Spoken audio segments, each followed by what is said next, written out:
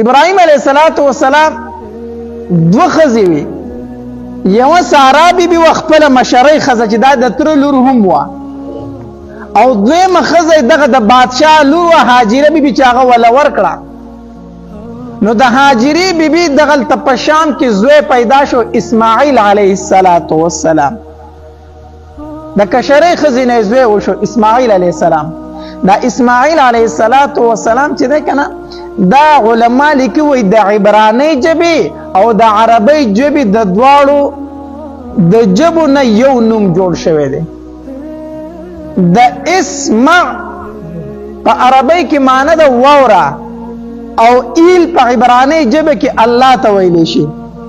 نو اسماعیل الله زما دا خبره واوره ای الله، یعنی ما له زوی راکه. په دغه وخت کې د ابراهیم علیه السلام عمر 15 کاله و، بالکل بوډا، اولاد یې نو. الله ته به یې جړه فریاد کو، الله مال اولاد راکه، الله مال نیک عمل او صالح بچی راکه. نو الله ته به یې جړه کوله. نو اسمع، الله زما د اواز واوره، الله زما د مطالبه منظور که الله. او ایل په عبرانۍ ژبه کې الله ته ویلی شي. نو اسماعیل، نو الله تبارک وتعالی د 15 کاله په عمر کې ابراهیم علیه السلام ته د کشرۍ بیبي نه اسماعیل علیه السلام ورکو. چې پیدا شو نوم یې ورله اسماعیل کېښود، ځکه دا ما د الله نه په ډېرو دعاګانو باندې غوښتی دی. نوم یې ورله هم هغه کېښود اسماعیل. بیا د ابراهیم علیه السلام د دې بیبیانو په خپل منځ کې به جګړې وي، ځکه عام طور پر دوه بنې چې وي نو دا یو ځای ژوند نه کوي، جګړې کوي. نو د ابراهیم علیه السلام یو مشرۍ بیبي وه، یو کشرۍ بیبي وه. د کشرۍ بیبي پکې زوی هم پیدا شو، نو دواړو یو ځای ژوند نه کو، جګړې به یې کولې. ابراهیم علیه السلام په سخته پریشانۍ کې و، مشرۍ بیبي هم نه شو پرېښودی، ځکه د هغې قربانو ته یې کتلو چې دا عراق نه زما سره شام ته سفر وکړو تنې تنها، زما دپاره دا دومره سفر یې ما سره کوي، ډېرې قربانۍ را سره دي. نو د هغې قربانۍ ورته یادې وي، نو هغه هم نه شو پرېښودی. دلته هاجره بیبي هم نه شو پرېښودی، ځکه چې دا خو د بادشاه لور د ما له بادشاه راکړه د خدمت دپاره، او اوس یې بچی مو شو، وړوکی زوی ورسره په غېږ کې دی. نو څه وکړم، دا پرېږدم. ابراهیم علیه السلام حیران و، الله څه وکړم، دواړه بیبي جګړې کوي، یو ځای ژوند نه کوي. الله تبارک وتعالی ورته حکم وکړو، ابراهیم دا کشره بیبي دې ته روانه کړه، بوځه جدا کړه دواړه. پیغمبر دی بغیر د وحی نه خو کار نه کوي، دا دواړه جدا کا. د ابراهیم علیه السلام خو دا مطلب و چې چېرته زه نږدې بل ځای ته به بوځم، نو کله به هغې له ځم او کله به دې له راځم. نو روایتو کې راځي وایي جبري علیه السلام ورسره ملګری شو، په اوښ باندې سواره شو، ځان سره یې په تیلې کې لږ خوراک راواغست او بتکي کې لږې اوبه یې راواغستې. روان دي ابراهیم علیه السلام بار د جبري علیه السلام نه تپوس کوي، جبریل چېرته بځو؟ وایي مخکې د الله حکم دی، مخکې د الله حکم دی ځه. روایتو کې راځي وایي چېرته به چې ښکلې شنه علاقه راله که نه، ابراهیم علیه السلام ته به خوښه شوه.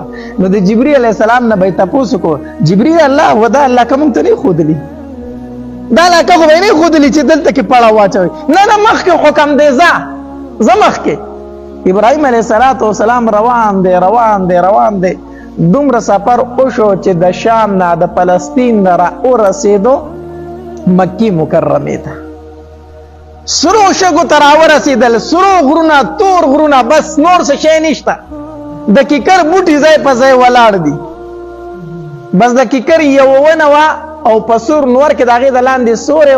ابراهیم علیه السلام ته جبري علیه السلام وفرمایل، وی رب فرمایلی دي چې دلته کې پړه واچوئ، دلته کې نه انسان شته، نه چېرته آبادي شته، هېڅ شی په نظر نه راځي، سرې شګې او د کیکر بوټي، بس د الله حکم دلته دی. دا بیبي دې دلته پرېږده چې د دواړو په یو بل باندې د سر هغه بوی هم نه لګي، یوه هلته پاتې شوه، یوه دلته راله، د دې کیکر د لاندې. ابراهیم علیه السلام ته دا حکم وشو چې خبرې به ورسره نه کوي، او دا بیبي دلته پرېږده او ځه. اوس د الله د طرفه امتحان دی که نه، یو امتحان خو دا و چې ورته وکړی شو، دویم امتحان دا و چې بادشاه عزت ته لاس ورچو، الله ترې بچ کو.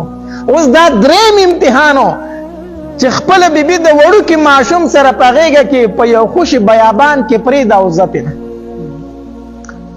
اوس هاجره بیبي د کیکر د بوټي د لاندې پرېښوده، په بدکی کې لږې اوبه دي او په تیلۍ کې لږ خوراک ته هغه سره کېښود او روان شو تېنه. اوس ډېر زیات خفه دی، د ځوانۍ عمر هم نه دی، 15 اتیا 16 اتیا 7 اتیا کالو ته به عمر رسېدلی دغې وخت کې. بوډا دی، اندامونه ورسره هم سات نه ورکوي، اندامونه هم رفېږي.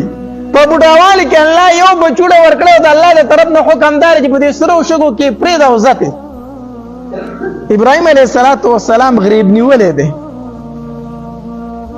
سترګو کې اوښکې دي، د بیبي نه روان شو. چې روان شو اوس بیبي ور پوه شو چې دی خو زما نه روان شو، ما پرېږدي. دا کم ځای کې پرېښو؟ دا د دې الله دې موږ ټول حج او عمرې له بوځي. د مکه مکرمه کې چې کومه مقبره ده چې کې خدیجه بیبي خدیجه رضی الله تعالی عنها هم دفن ده، جنت المعلا چې ورته ویلی شي مقبره چې ده د دې مروه طرف ته په دروازه باندې چې اوځي اخوا بیا سیده لاړ شي هغې مقبرې ته به ورشي. خدیجه رضی الله تعالی هم په دغې مقبره کې دفن ده. دغې ځای کې دا بیبي پرېښوده، هاجره بیبي په دغې ځای کې پرېښودله. اوس ابراهیم علیه السلام ترې نه راروان شو، هاجره بیبي پوه شو چې سړی خو زمونږ نه روان دی، مونږ یې پرېښودو. د شا غاړې پسې رامنډې کړې، اواز یې ورته وکړو الی منتقلنا یا ابراهیم لیس فیها زرع ولا ماء ولا انیس. و ابراهیمه په دې خوشي بیابان کې مې چاته پرېږدې، لیس فیها زرع ولا ماء ولا انیس. په دې خوشي بیابان کې خو نه د خوراک څښاک څه شی شته، نه پکې انسانان شته چې مونږ ترې نه مدد وغواړو. دلته خو هېڅ شی نشته په دې خوشي بیابان کې، ته مونږ چاته پرېږدې. خو ابراهیم علیه السلام غریب نیولی دی، شاته نه ګوري، ضعیفه دی، سپینګیری دی، بوډا دی، روان دی ترېنه. هاجره بیبي پسې بیا رامنډې کې بیا ورته اواز کوي الی منتقلنا یا ابراهیم لیس فیها زرع ولا ماء ولا انیس. ابراهیمه په دې خوشي بیابان کې ما چاته پرېږدې، چاته مې پرېږدي، په دې سرو شګو کې ما په چا باندې سپاري.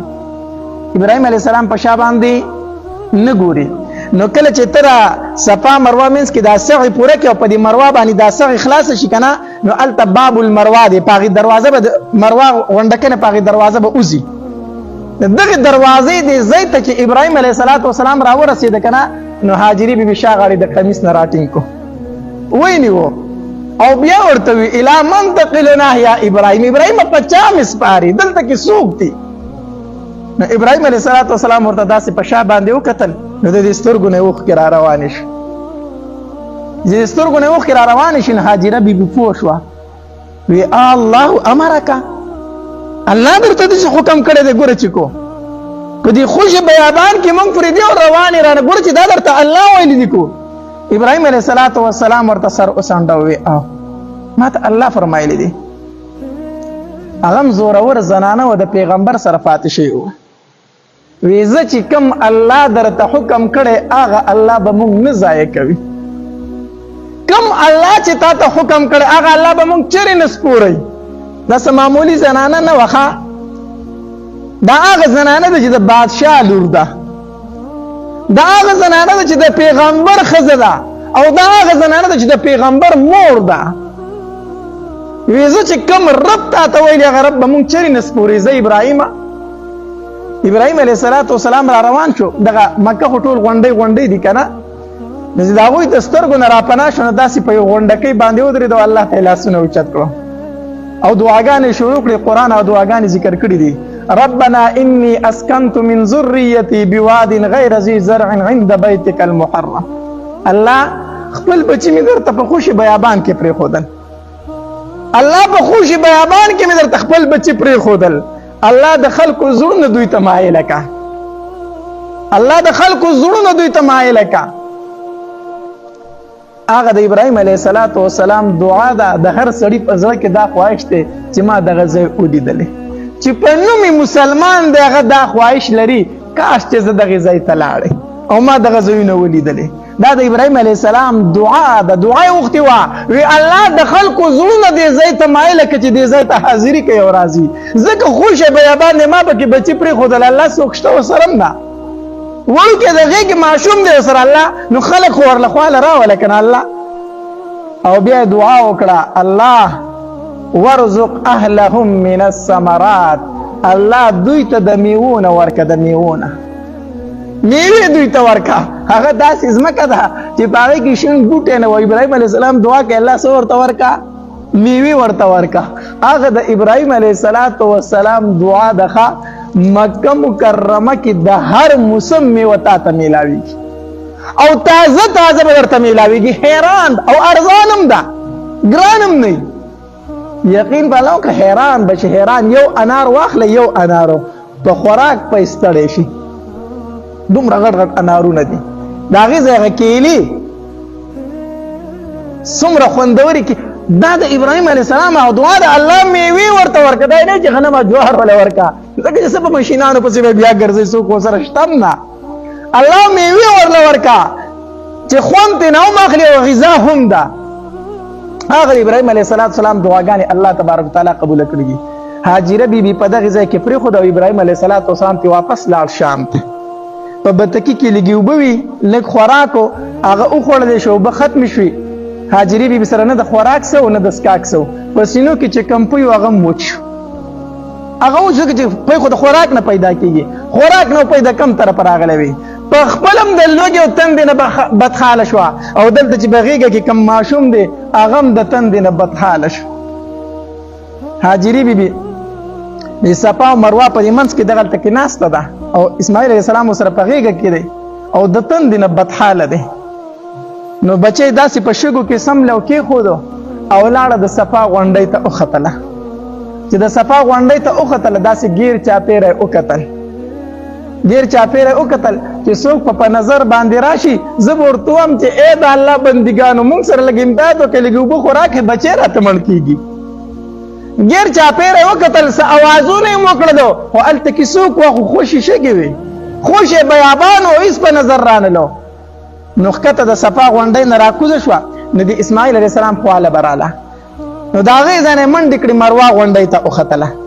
اوس خو هغه غونډکۍ داسې لږې لږې ښکاري. خیر ښکتې چتونو ته چې لاړ شي بیا د ویښ هغه غرونه د لا شته دی ښه د ټولو لاندې چت ته چې لاړ شي اکثر دا سغې اوس په برې چتونو کې کېږي. نو مروه غونډۍ ته لاړه. چې مروه غونډۍ ته لاړه داسې ګیر چاپېره وکتل او اوازونه یې وکړو چې د الله بندګانو که څوک یې ما ته اواز راکړې بچی راته د تندې نه مړ کېږي. خو هغې ځای نه هم جواب میلاو نه شو. نو د مروه غونډۍ نه بیا راکوزه شوله.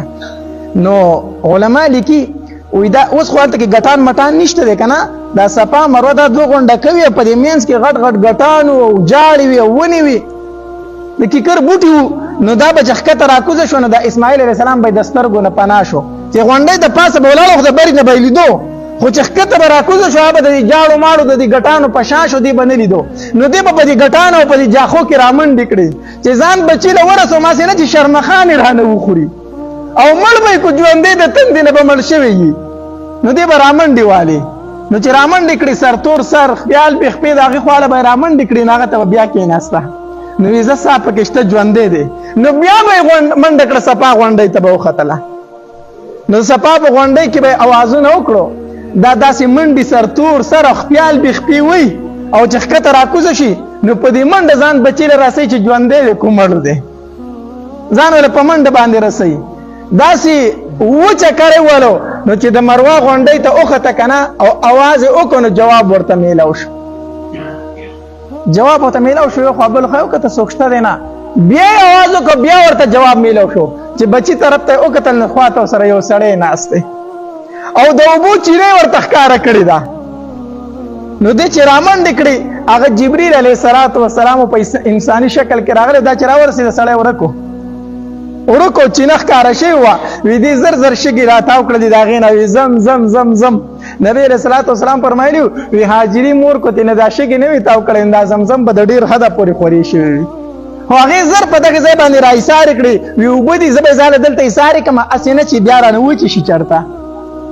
هغې ځای کې هغه اوبه یې ایسارې کړې، په خپله یې وڅکلې او بچي ته یې وڅکولې. هغه د زمزم چینه ده الحمدلله اوس تېنه مسلمانان اوبه څښي او ډېرې برکتي اوبه دي او ډېرې خوږې اوبه دي. هر ملک ته چې ته لاړ شي د اوبو خوند بدلېږي که نه، خو د زمزم اوبه چې د هر ملک انسان راشي په هغه باندې خوږې لګي. هغه ته د هغې د خوند فرق نه محسوسېږي. حالانکه د هر ملک د اوبو خوند جدا جدا وي، خو د زمزم اوبه په هر انسان باندې خوږې لګي. او دا رنګې د ملک اوبه چې بدل شي نو سړي باندې بد هم راځي که نه، زمزم اوبه په هر چا باندې سمې راځي. الله دې مونږ ټول بوزي، الله دې مونږ بار بار بوزي چې کله لاړ شي که نه نو د زمزم اوبه ډېر اسکه ډېر اسکه.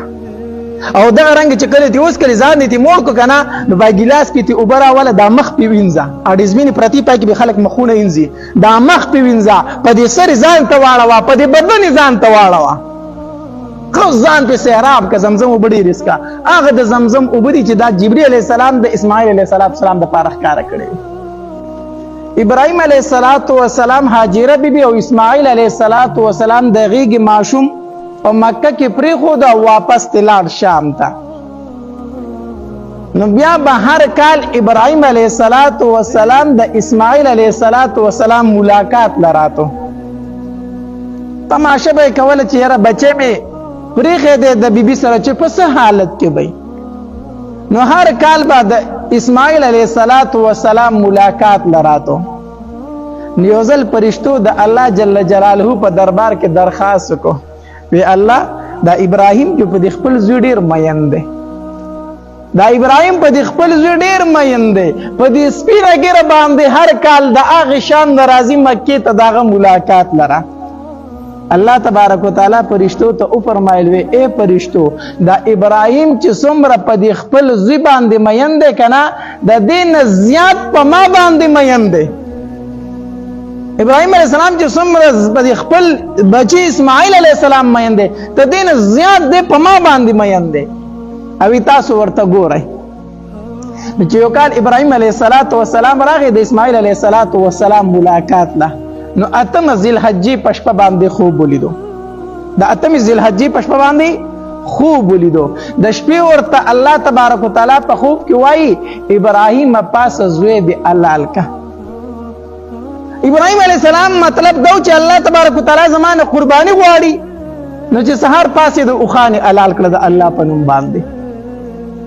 نو چې شپې له اوده شو نو په نهمه ذوالحجې بیا خوب ولیدو چې په خوب کې ورته ویل کېږي ابراهیم دا اسماعیل حلال که قرباني وکړه. ابراهیم علیه السلام بیا چې سهار پاسې د اوښانې حلال کړو کېدای شي الله زمانه نوره قرباني غواړي. نو د لوی اختر په شپه باندې بیا خوب ولیدو، په خوب کې ورته ویلی شي وی ابراهیم زه درته وایم چې اسماعیل حلال که ته اوښان حلالی، زه درنه د اسماعیل قرباني غواړم، زوی دې حلال که. چې سحر شو د لوی اختر دا ورځ 10 ذوالحجه وه، چې سحر شو ابراهیم علیه السلام پوه شو چې الله تبارک وتعالی زما د بچي قرباني غواړي. نو سحر خپلې بیبي ته وی هاجري بیبي ته وی هاجري دا اسماعیل سنبال کا مونږ د چاخواله په میلمستیا باندې ځو. اسماعیل سنبال کا مونږ د چاخواله په میلمستیا باندې روان یو. ځکه ابراهیم علیه السلام ته خبره ځکه ښکاره نه کړه چې دا زنانه ده او بچی دی نو مور چېرته برداشت کوي زوی حلالولو له ورکړي. نو خبره ورته ښکاره نه کړه، خو مونږ د چاخواله په میلمستیا باندې ځو د اسماعیل سنبال کا. نو هاجري بیبي اسماعیل علیه السلام سنبال کو لکه څنګه چې دا ماشومان د پلار سره چرته ځي نو مور ورله مخ خلاصو کې نوي کپړې ورته ورواچي سنبالي کې سر وله منګس کې وایي د پلار سره یې ځي. نو هاجري بیبي اسماعیل علیه السلام سنبال کو تیاری کو. ابراهیم علیه السلام دلته پټ په ترخ کې رسۍ پړې راواغسته او ځان سره یو پټه چاړه راواغستله، چاړه یې راواغسته او اسماعیل علیه السلام د ځان سره روان کو د کور ووتل. اوس د اسمان نه فرشتې تماشه کوي الله دا د ابراهیم په څه قسمه امتحان کې ور واچو. فرشتې حیران دي چې الله تبارک وتعالی په ابراهیم علیه السلام څه قسمه امتحان کول غواړي. دلته شیطان سره فکر پیدا شو کو چرته ابراهیم علیه السلام په دې امتحان کې کامیاب شو نو زما خو به ډېره غټه رسوایي وشي. شیطان خپل کار شروع کو. روایت کې راځي وای د بوډۍ ښځې په شکل باندې هاجري بیبي له راغی. وی هاجري تا ته پته ده چې ابراهیم اسماعیل چېرته بوستو؟ هاجره بیبي ورته وایي او ما ته پته ده چې اخواله په میلمستیا باندې ځي بوډۍ ورته وی شیطان چې د بوډۍ ښځې په شکل کې راغلی وی نه د چا خواله په میلمستیا باندې نه ځي حلالولو لی بو وستو حاجره بیبي ورته وی تباه شي برباد شي پلاران چېرته بچي حلالوي دا ته څه وایي نو دا ابلیس ورته وایي چې د بوډۍ ښځې په شکل کې دی وی نه که نه الله ورته حکم کړی ځکه یې حلالوي نو حاجره بیبي ورته څه وی کو الله ورته حکم کړی د اسماعیل مرۍ پرېږده د حاجرې مرۍ ورته هم حاضره ده چې الله ورته حکم کړی د اسماعیل قرباني خو پرېږده حاجره دې هم قرباني کې دا ورته هم تیاره ده اوس دغلته کې شیطان ناکامه شو ابراهیم علیه السلام د مینا په طرف باندې روان دی اوس دلته کې د وړوکي په شکل کې راغی اسماعیل علیه السلام لره و اسماعیله چېرته ځې د پلار سره مې روان یم چاله میلمستیا له ځو میلمستیا له نه ځئ پلار دې حلالوي اسماعیل علیه السلام ورته وایي بدبخته زامن چې حلال کړي دي چې ما به زما پلار حلال کړي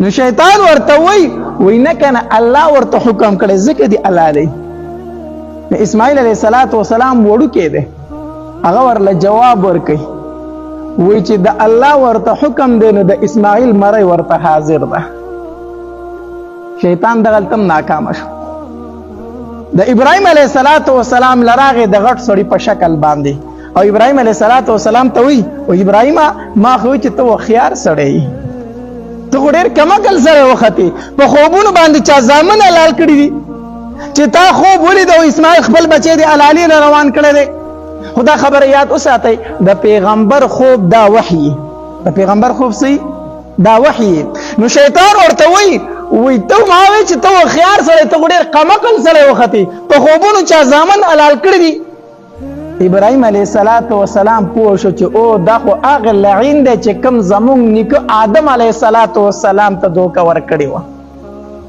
دا خو هغه لعین دی نو ابراهیم علیه السلام داسې کاڼي راواغستل او دی پې وویشتو دی پې څه کو وویشتو اووه کاڼو باندې وویشتو د مینا په مقام کې چې لږ مخې لاړو بیا دی راغی بیا په ابراهیم علیه السلام ګزارونه وکړو بیا چې لږ مخې لاړو بیا دی راغی بیا په ابراهیم علیه السلام د کاڼو څه وکړو ګزارونه وکړو حاجیان چې حج له لاړ شي که نه شیطانان په کاڼو ولو څه ولو شیطانان په کاڼو ولو 3 شیطانان دي دا هغه 3 ځایونه دي چې کوم ځای کې ابراهیم علیه السلام شیطان په کاڼو ویشتی و الله تبارک وتعالی ته د ابراهیم علیه السلام هغه ادا خوښه شوې ده تر قیامته پورې چې دغه ورځ راشي الله تبارک وتعالی هغه یادګار ځان ته تازه کوي هغه ورځ چې راشي الله تبارک وتعالی هغه یادګار ځان ته د ابراهیم علیه السلام تازه کوي نو حاجیان لاړ شي او شیطانان په کاڼو ولي په دغه ورځ باندې د شیطان رسوایي کیږي چې مینا ته ورسېدل که نه نو ابراهیم علیه السلام اسماعیل علیه السلام ته وفرمیل یا بنیه انی ارا فی المنام انی اذبحک فانظر ماذا ترى بچوړیا ما خوب لیدلی دی چې زه تا حلالوم ما ته ستا د قربانۍ حکم شوی دی نو فانظر ماذا ترى ستا پکې څه رایي دی ما ته خو دا وحی شوی ده ما ته خو دا حکم شوی دی چې زه تا حلال کم نو ستا رایي څه ده نو اسماعیل علیه السلام ورته یا ابت افعل ماذا تأمر اے پلاره هغه وکړه چې څه درته حکم شوی دی د الله د طرف نه چې درته څه حکم شوی دی هغه وکړه روایتو کې راځي پلاره زوی په میدان کې ولاړ دي الله سړی چې دغې طرفونو ته لاړ شي که نه هلته کې د دغې مینا مقام سره داسې په غونډۍ کې یو مینار غونته کې وړوکی ځای رخ کړی دی وی دا هغه ځای دی چې په کوم ځای کې ابراهیم علیه السلام اسماعیل علیه السلام را پرځولی و د قربانۍ دپاره دا یو همداسې یو وړوکی ګمبد غونته رخ شوی دی نو ابراهیم علیه السلام او اسماعیل علیه السلام په میدان کې ولاړ دي ابراهیم علیه السلام رسۍ راواغسته او چاړۍ راواغسته نو اسماعیل علیه السلام ورته څه وی بابا چې حلالۍ مې که نه نو خپې لاس راته وتړه مضبوط هسې نه چې زه چېرته خپې لاس وخمه او تا ته تکلیف در ونه رسومه هسې نه چې ته قرباني سمه ونه کې او پلاره ما چې حلالۍ نو ما پړ مخ سملوه ما پړ مخ سملوه ځکه هسې نه چې ته ما ته داسې ګورې ستونې ستاغ مې سملی ته زما سترګو ته ګورې زه ستا سترګو ته ګورم او ته رستې را باندې راشي چېرته چاړه ونه چلی ما پړ مخې سملوه چې زما سترګې نه ویني زما مخ نه ویني چې چاړه ازاده وچلې چې الله در نه رضا شي نو ما ستونی ستا هغه مه سملوه هسې نه چې ما تا یو بل ته په سترګو کې ګورو او ستا را باندې ترس راځي او ته چاړه نشي چلولی الله ډېر عجیبه امتحان دی ابراهیم علیه السلام اسماعیل علیه السلام ځمکې ته راتاو کو فتله للجبین په تندي باندې راتاو کو او چې کله راتاو کو خپې لاسې ورته وتړل او ابراهیم علیه السلام چاړه تېره کړه او د اسماعیل علیه السلام په مرۍ یا په سټې کېښودله چړې له چې زور ورکوي چړه چلوي خو الله تبارک وتعالی چړې ته وحی وکړه ای چړې کو د اسماعیل د یو ویښته ځای کو زما ذمهواره تی ابراهیم علیه السلام چړې له زور ورکوي چړه کار نه کوي الله ابراهیم علیه السلام خفه شو پریشانه شو چې زمان خو د الله حکم پاتې کېږي چاړه خو غوڅول نه کوي خو چړې په زبان حال سره وویل ابراهیمه ته چې کافرانو ورته نمرود ورته وغورځولې که نه ته چې نمرود ورته وغورځولې الله ورته یو ځل ویلي وو چې په ابراهیم علیه السلام باندې یخ شه ور په تا باندې ګل ګلزار شو الله ما ته سل زله حکم وکړو چې د اسماعیل یو ویښته ځای نه کړي نو زه به یې څنګه ځای کړم ورته یو ځل حکم شو چې په ابراهیم یخ شه هغه یخ وګرځېدو ما ته سل زله حکم وشو چې د اسماعیل ویښته غوڅ نه کړي زه څنګه د اسماعیل ویښته غوڅ کړم الله ابراهیم علیه السلام وایي دا چاړه راواغسته که نه هغې خو غوڅول نه کول کره د دې دا تېری شو که د اسماعیل علیه السلام په دې سټ باندې داسې کېښوده او د خپل بدن دا زور یې پرې ور واچو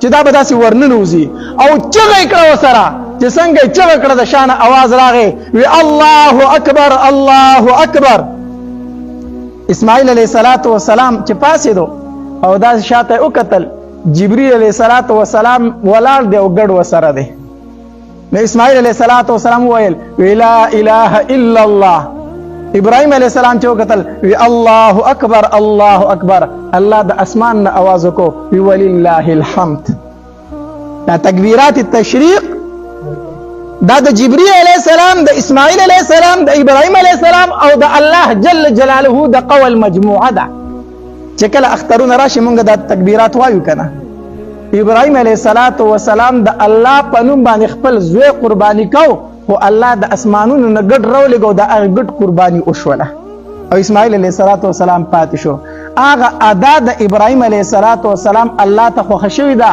چې کله د لوی اختر ورځ راشي که نه نو ټول مسلمانان قرباني کوي او ځان ته د ابراهیم علیه السلام هغه یاد الله تبارک وتعالی تازه کوي